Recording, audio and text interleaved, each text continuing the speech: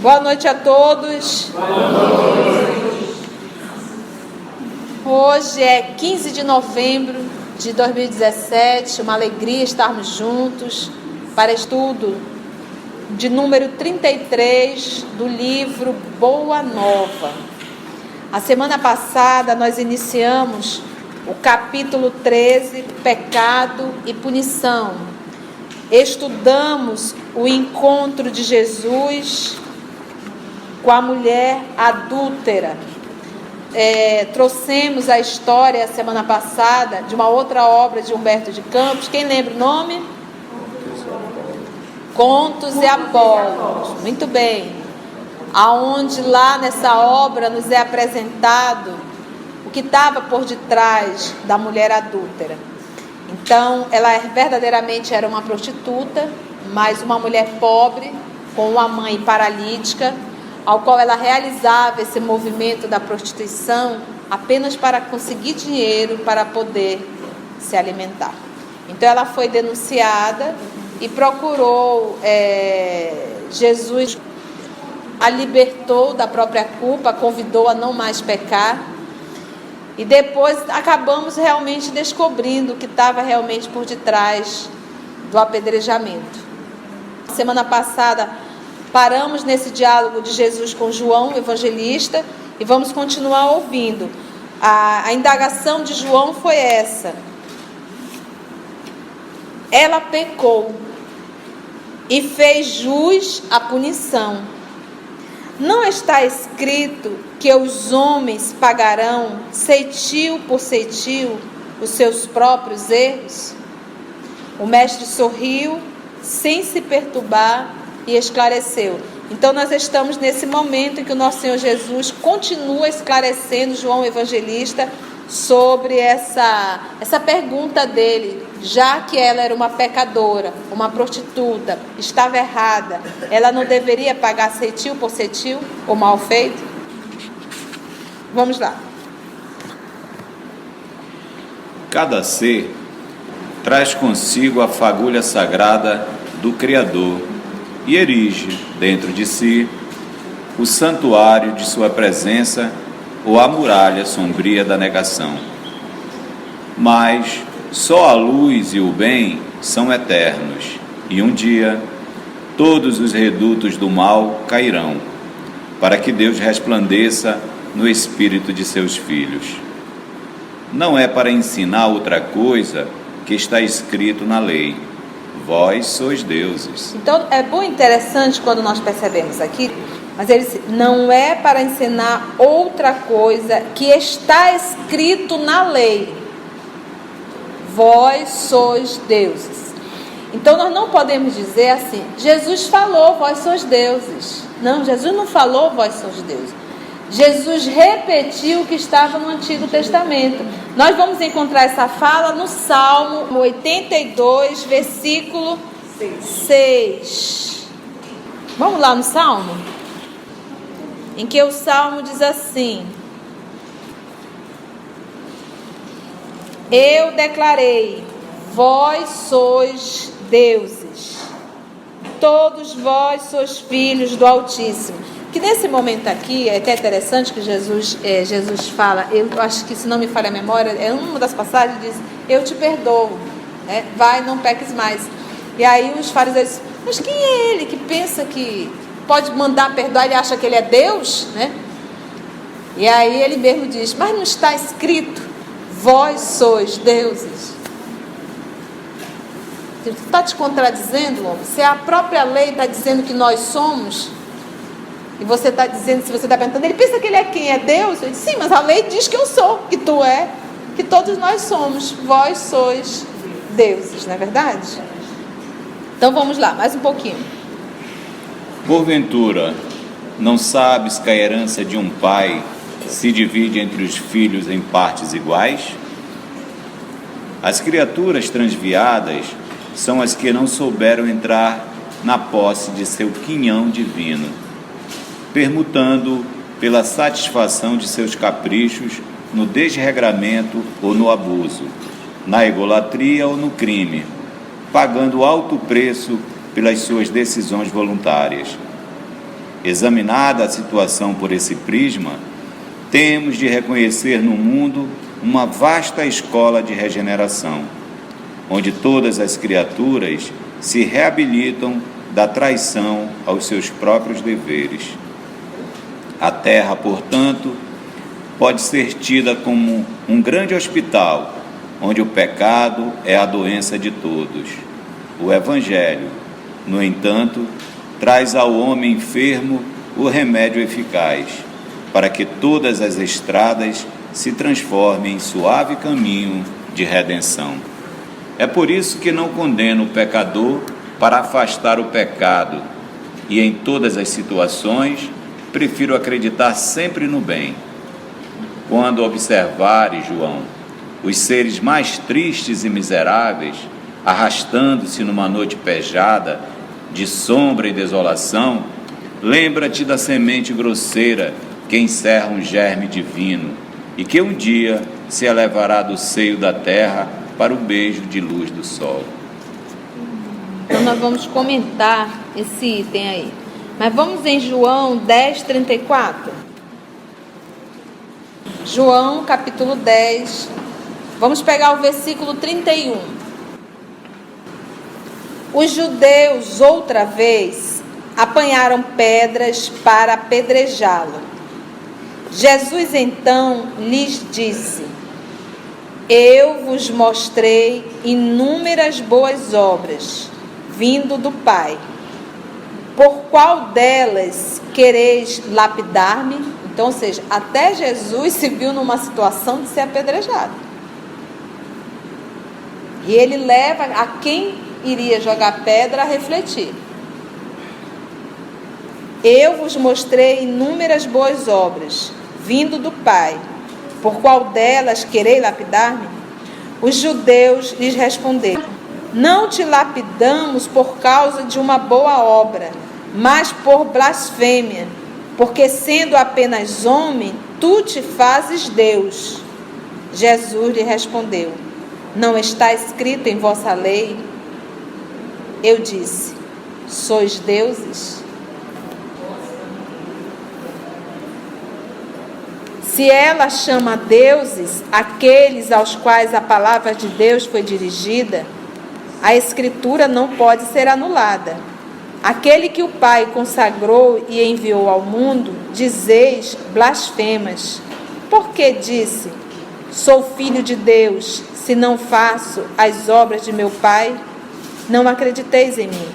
Mas se as faço, mesmo que não acrediteis em mim, credes nas obras, a fim de reconhecer de uma vez que o Pai está em mim e eu no Pai. Se tu não acredita em mim, pelo menos acredita nas obras que eu estou realizando. Fantástico.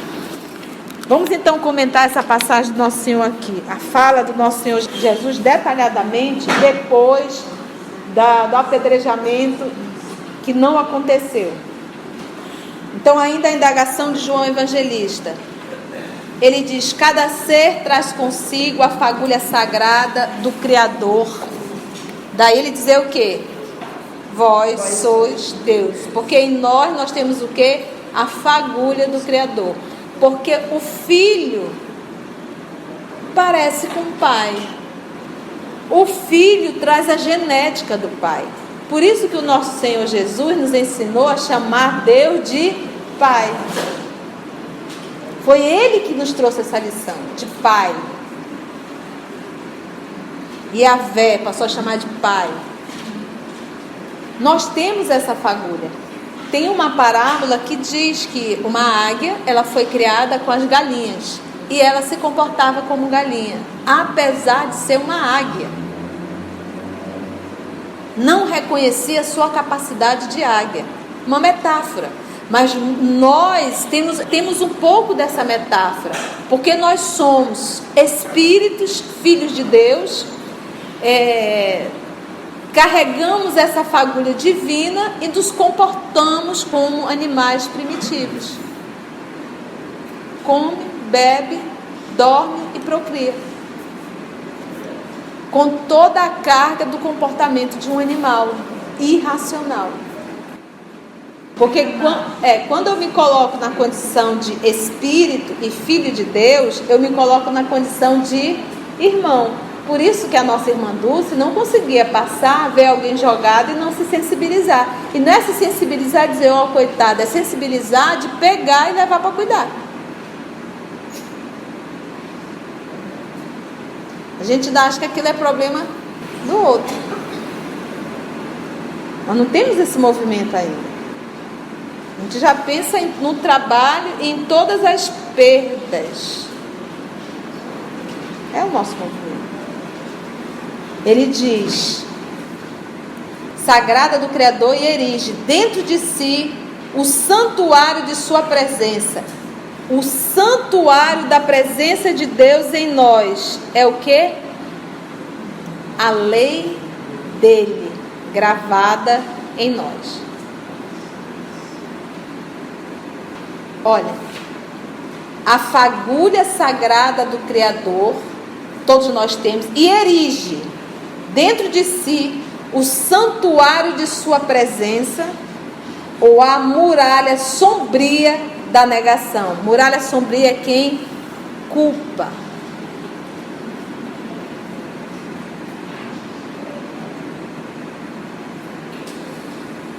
A lei não está gravada, o santuário dele está gravado em nossa consciência. O santuário dele está dentro. Porque quando você vai no santuário, você vai ali para o quê? Glorificar, aprender, entrar em sintonia. Então Deus não está fora, está dentro. O santuário está dentro. Deus está em mim. Esse movimento que os nossos irmãos indianos realizam, a união das duas mãos e abaixar a cabeça de encontro ao outro irmão, é o Deus que está em mim, cumprimenta o Deus que está em ti. Namastê.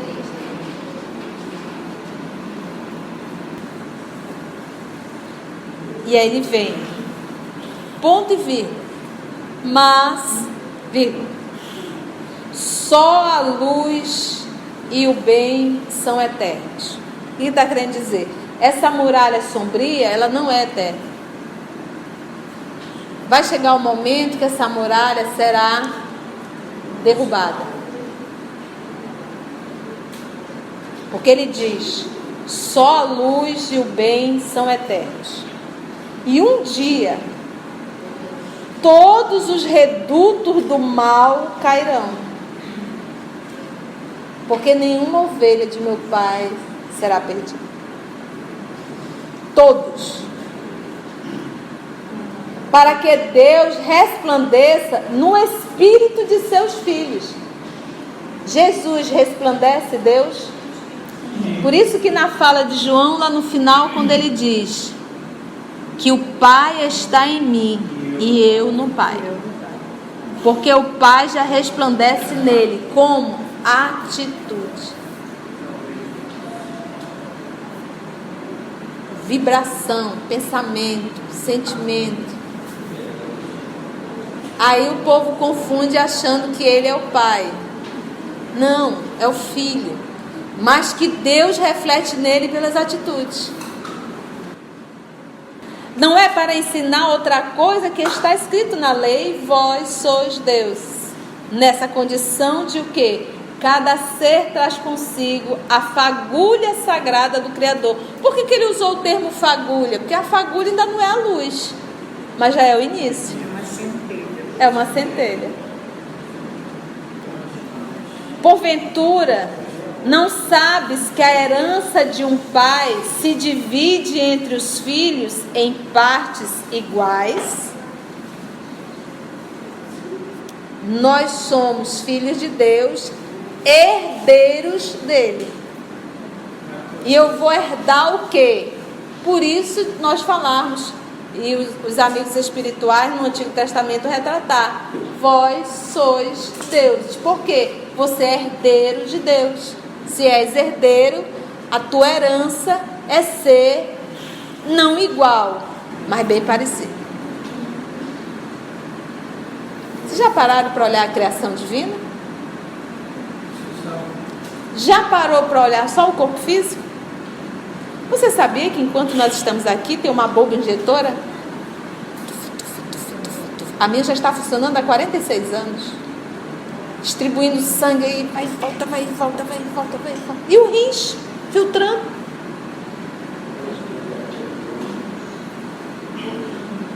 Tudo 0800. De graça. Papai dá pra gente. A perfeição desse corpo é incomum. A força que criou isso aqui é de uma inteligência suprema.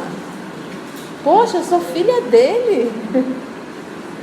É uma máquina maravilhosa. Eu tenho a fagulha dele.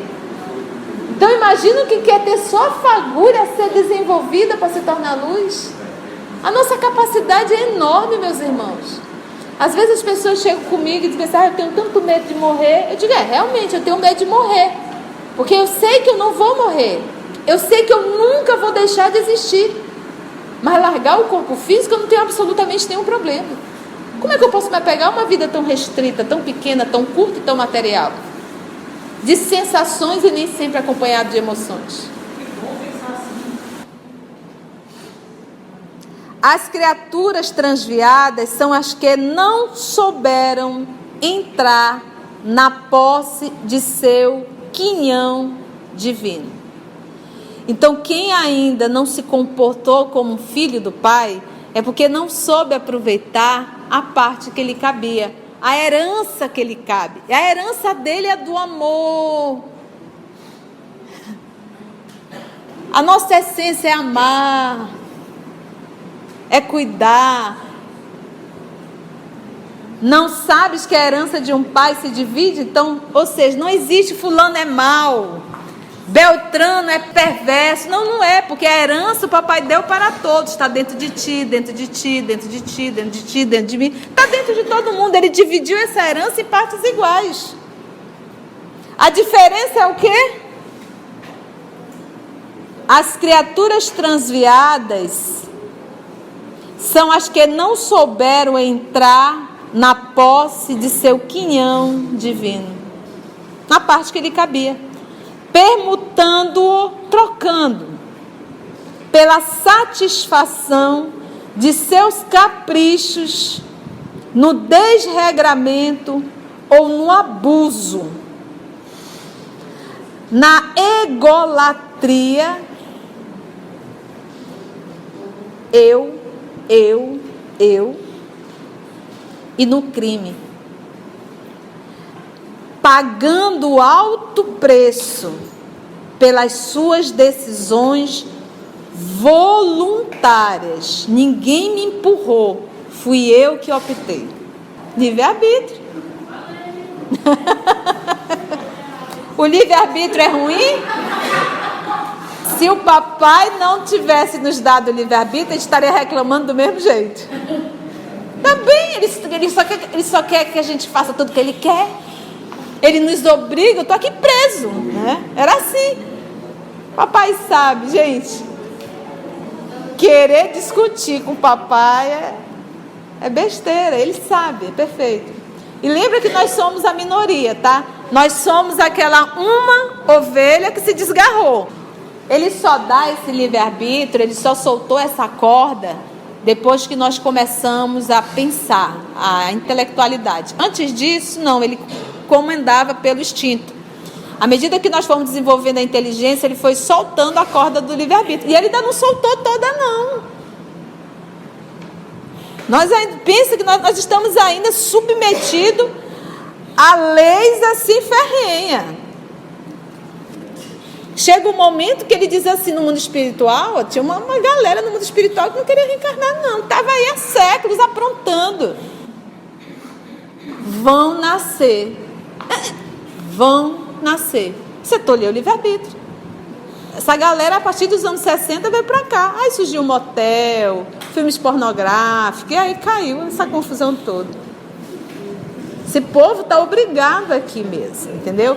Quando você também nasce todo torto em cima de uma cama, sem poder decidir, optar por nada, sem pensar, que dali o papai tirou o livre-arbítrio. Um tiro perdido, que não tem tiro perdido, tem tiro com o endereço certo. Te pega, te leva e te deixa paralítico ou tetraplégico em cima de uma cama, te limitando. Seu papai que tolheu o livre-arbítrio. Tolheu por quê? Para te castigar?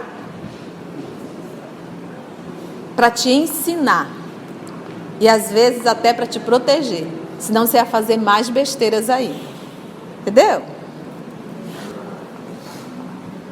Examinando a situação por esse prisma, temos de reconhecer no mundo uma vasta escola de regeneração, onde todas as criaturas se reabilitam da traição aos seus próprios deveres.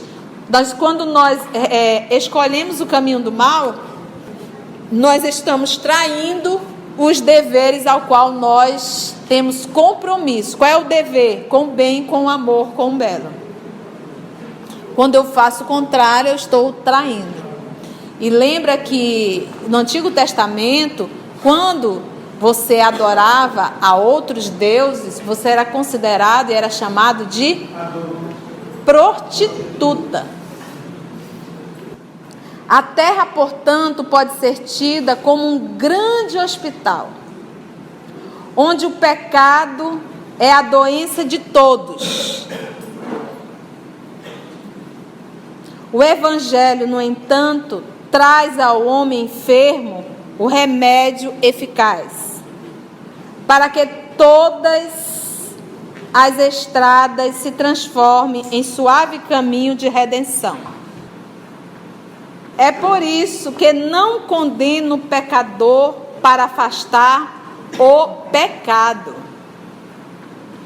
E, em todas as situações, prefiro acreditar sempre no bem.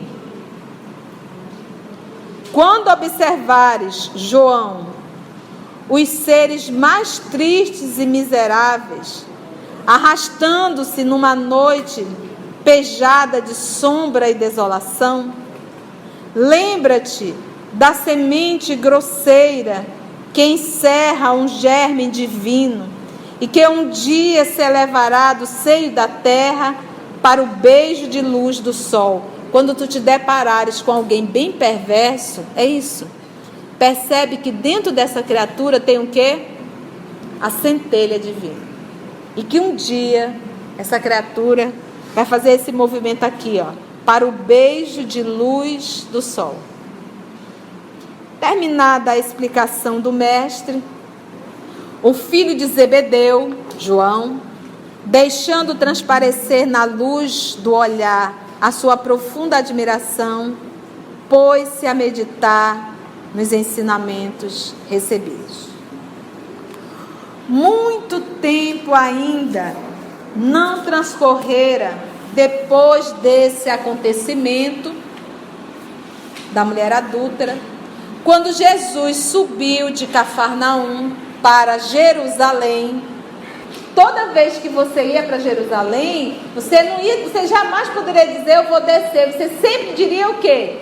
Subir, porque você iria para o monte. Por quê? Porque em Jerusalém tinha um templo. Então era o Monte Sião. Então ele dizia, sempre quando você ia para Jerusalém, dizia o quê? Subir. Jesus subiu de Cafarnaum para Jerusalém, acompanhado por alguns de seus discípulos. Celebravam-se festas tradicionais entre os judeus. Então vamos parar aí para a gente saber o que era isso. Por exemplo, nós temos aqui na região norte, aqui em Belém, tem o Círio de... Então, todo ano, os católicos que têm devoção pela Nossa Senhora fazem esse movimento de ir para Belém e participar da festa católica dos nossos irmãos em prol da Nossa Senhora do Círio de Nazaré. E esse movimento, esse povo costuma fazer todos os anos. Então, dentro da cultura judaica, eles tinham determinadas festas que o judeu deveria ir para Jerusalém obrigatoriamente participar dessa festa. Então, por que isso? Vamos abrir o Antigo Testamento, tá? Vamos fazer um pouquinho desse estudo para nós entendermos aqui, tá? Nós vamos lá em Êxodo, tá? Êxodo, lá no iniciozinho. Capítulo 23, versículo 14 e 19. Olha só aqui, ó. 3 vezes no ano, isso aqui é o Antigo Testamento, que os nossos irmãos hebreus estudavam e que sabiam isso aqui de cor. Então, olha só a regra deles. 3 vezes no ano me celebrarás festa. Isso aqui era Deus falando. Tudo que está no Antigo Testamento, o que os profetas falavam? Deus me falou. Então, aqui, isso aqui era como se fosse Deus falando para os nossos irmãos hebreus. 3 vezes no ano me celebrarás festa. Guardarás a festa dos ázimos. Vou já explicar cada um. Durante 7 dias comerás ázimo, que é os pães. Como te ordenei no tempo marcado do mês de Abibe.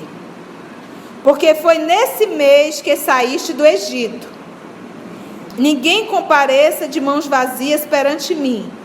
Guardarás a festa da messe, que é o Pentecoste, das primícias dos teus trabalhos de semeadura nos campos, e a festa da colheita, no fim do ano, quando recolheres dos campos o fruto dos teus trabalhos. 3 vezes no ano, toda a população masculina comparecerá perante o Senhor e Yahvé. Ok? Aí, segura aí. Então aqui, olha, vamos voltar. Celebravam-se festas tradicionais entre os judeus. Então ele não diz qual era. Quem quiser anotar, fizemos uma pequena pesquisa, mas muito interessante, é um site dos nossos irmãos judeus.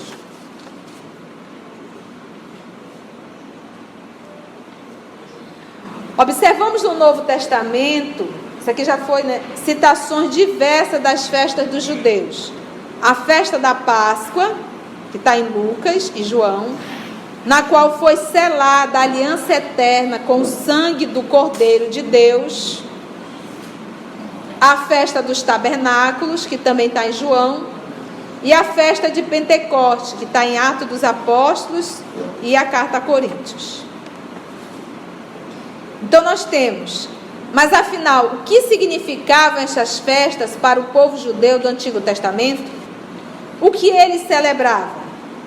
A festa para os israelitas não se limitava a uma comemoração. Eram o centro do culto prestado a Deus. Tinha a festa dos ázimos, que era a Páscoa. A festa da ceifa e das primícias, tabernáculos. E a festa da colheita, Pentecoste. A festa da Páscoa. Por que eu trouxe a da Páscoa específica? Eu vou ler e você vai ver se consegue fazer alguma semelhança com algumas cenas do Novo Testamento. Presta atenção. A Páscoa era especialmente significativa, pois está ligada à lembrança da libertação do Egito. Então, nós temos hoje a Páscoa católica, que nós comemoramos com coelhinho, chocolatezinho, mas na essência não tem nada a ver.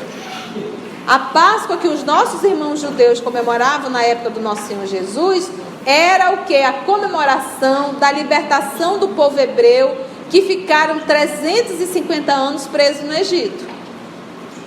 Então isso era o que? A Páscoa. O Pentecoste era o que? Era o recebimento da Torá, do Decálogo. Era o Pentecoste, entendeu? Então vamos lá. Um dia em que se recordava que Deus fez perecer os primogênitos dos egípcios, poupando e libertando o seu povo. Porque o que a informação de Deus disse? Você deve pegar um cordeiro, matar um cordeiro, pegar o sangue do cordeiro e marcar a porta, lembra? Aquela casa que não tiver marcado com o sangue do cordeiro, aquela casa, o anjo da morte irá entrar e irá levar o filho mais velho à morte. Entendeu? Então, o Haroldo até fala muito bem disso, é justamente pesca, se não me falha a memória, que é pular. Daí o termo Páscoa, é pular. Então, olha, essa casa aqui pula, porque ela está marcada. Então, é toda uma simbologia, todo um significado. Agora, olha a ceia, como acontecia. Isso aqui que eu achei fascinante. A ceia pascual se realizava segundo um ritual fixo. Era um ritual. Em toda a família hebreia, começava com uma oração. A bênção do cálice, o primeiro dos 4 cálices de vinho que eram passados pela mesa durante a cerimônia.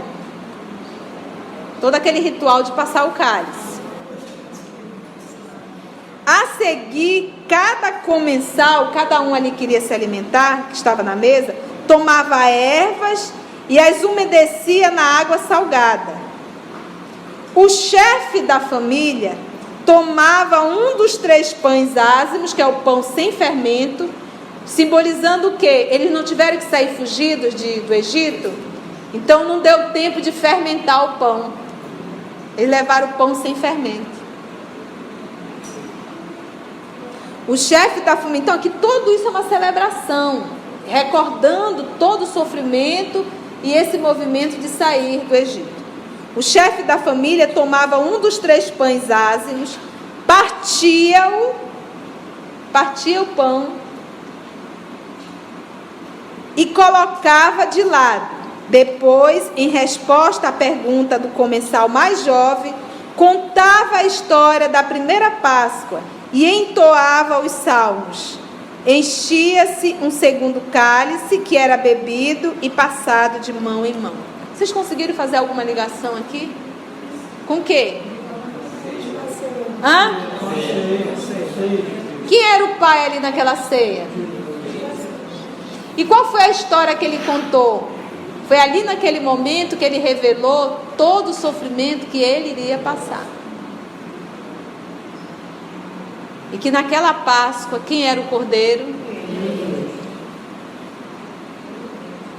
Então, todo aquele ritual que ele faz ali, do vinho, tomai e bebei, todos vós. Este é o meu cálice, o sangue da eterna e nova aliança, que é derramado. Naquele momento ali, Jesus estava selando com a humanidade terrena. Era um pacto, era um novo casamento. É toda uma simbologia que, se nós não conhecermos essa cultura, a gente lê aquilo dali e acha que inclusive ele começou a fazer aquilo naquele momento. Não, ele estava seguindo todo o ritual da comemoração da Páscoa. E ele respeitava isso. Era uma cultura. Era uma cultura.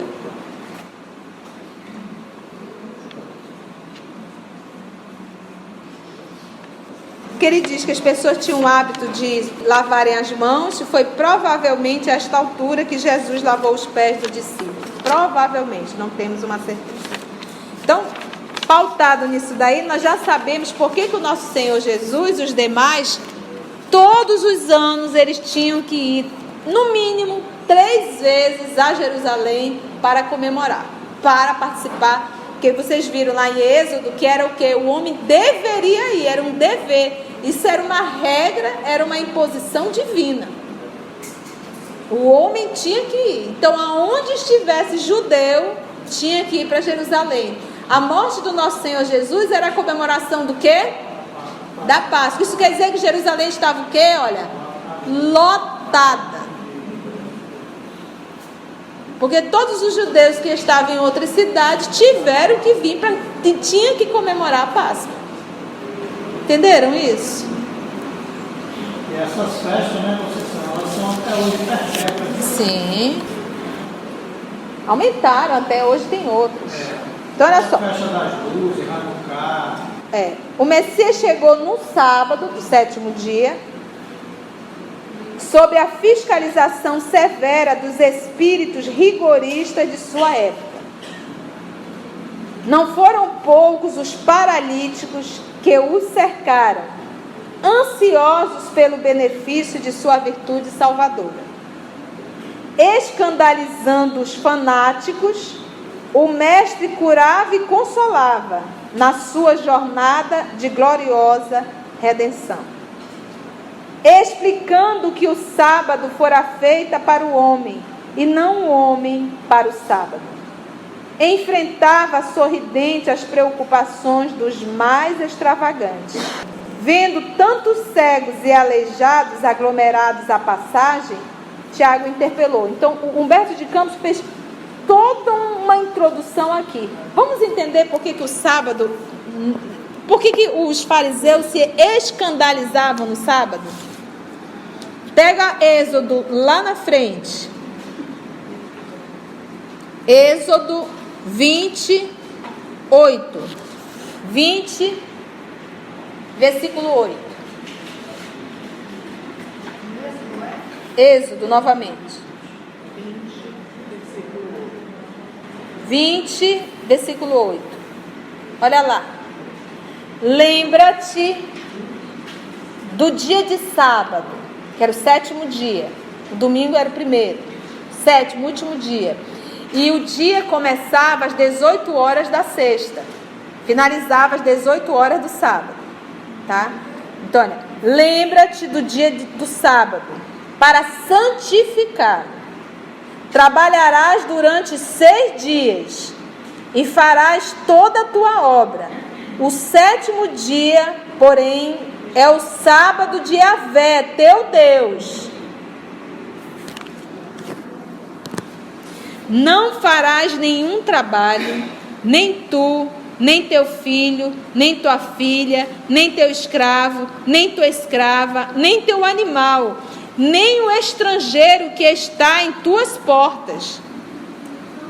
Porque em 6 dias Yahvé fez o céu e a terra, o mar e tudo o que eles contêm, mas repousou no 7º dia.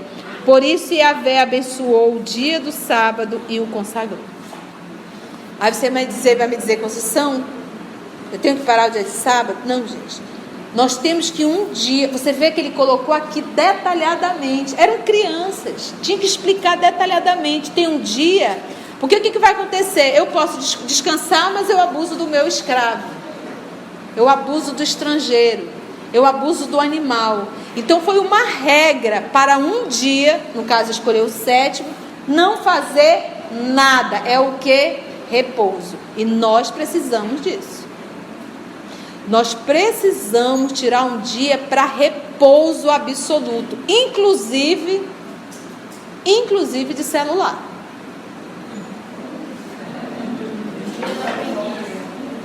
Você tem que se desconectar. Meus irmãos, nós estamos vivendo, nós vamos parar aqui nesse sábado, porque nós vamos depois adentrar mais ainda. Nós estamos vivendo uma época que o índice de depressão está crescendo muito. E um dos motivos é justamente o estresse. Essa quantidade de informações absurdas chegando que não para. Gente, a gente acorda, a primeira coisa que a gente faz é pegar o celular.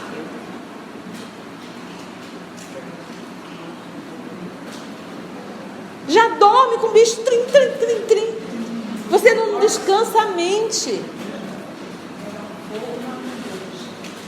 Então, nós precisamos, isso é necessário, tirar um dia para repouso. E repousar não é ficar dormindo na cama o dia inteiro. É fazer algo que difere da nossa rotina, do nosso cotidiano. Era isso que a lei pedia, o repouso, um dia, para todos. Para todos. Para finalizar essa fala do sábado. Marcos, capítulo 2, versículo 23. Aconteceu que, ao passar no sábado pelas plantações, seus discípulos começaram a abrir caminho arrancando as espigas. Os fariseus disseram-lhe: vê como fazem eles com o que não é permitido fazer no sábado? Ele, Jesus, respondeu: nunca lestes o que fez Davi e seus companheiros quando necessitavam e tiveram fome, e como entrou na casa de Deus no tempo do sumo sacerdote Abiatar, e comeu dos pães da proposição que só os sacerdotes podem comer, e os deu também aos companheiros? Você vê que Jesus, pegando o fariseu, ele dava a resposta no texto. Ele refutava pegando o texto. Tu não lembra o que Davi fez no sábado? Ainda entrou lá no templo, pegou o pão que só o sumo sacerdote poderia comer e se alimentou e ainda deu para os seus. E eram os textos mais evidentes que proporcionam bem a sua. Exatamente. Então isso pode dizer o quê? Meu filho, a letra mata, o espírito vivifica, na fala de Paulo. Então às vezes você se torna uma pessoa tão neurótica, tão fanática, que esquece o ser humano para viver a letra. A diretriz da casa diz isso, isso e isso. Eu não posso lhe atender hoje. Isso é valorizar mais a letra do que o ser humano. Você está com... Não, estou com fome. Não, mas você está escrita, cadastrada. Então, infelizmente, a senhora não vai poder ser atendida. É isso. É o farisaísmo. E ele finaliza dizendo: então lhes dizia Jesus: o sábado foi feito para o homem, e não o homem para o sábado, de modo que o Filho do Homem é Senhor até do sábado. Então é esse cuidado que nós temos que ter. Não podemos, em hipótese alguma, nos ater à letra, sem tirar dela o Espírito. Gente, se tivéssemos tempo, íamos embora até meia-noite, teria material para estudar, mas teremos que parar aí, tá bom?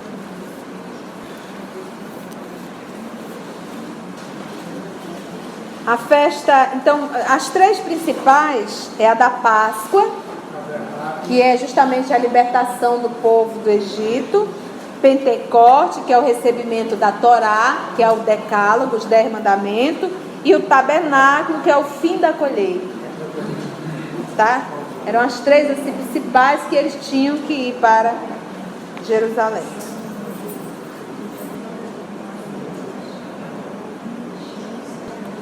Alguma pergunta, meus irmãos?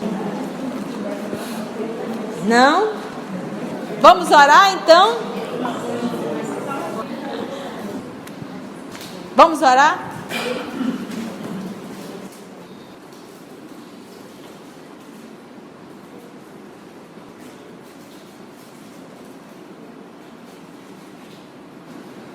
Divino amigo Jesus, amor de nossa vida, nosso mestre, nosso professor, nosso exemplo de perfeição aqui na terra. Nós estamos, Senhor, buscando informações, amadurecendo a nossa forma de pensar, já nesse movimento de fazer brilhar a própria luz. Com a lição de hoje, nos convidando a buscar a nossa essência divina, essa fagulha que está em nós, e que, de certa forma, por rebeldia ainda, insistimos em negá-la, optando pela muralha de lodo.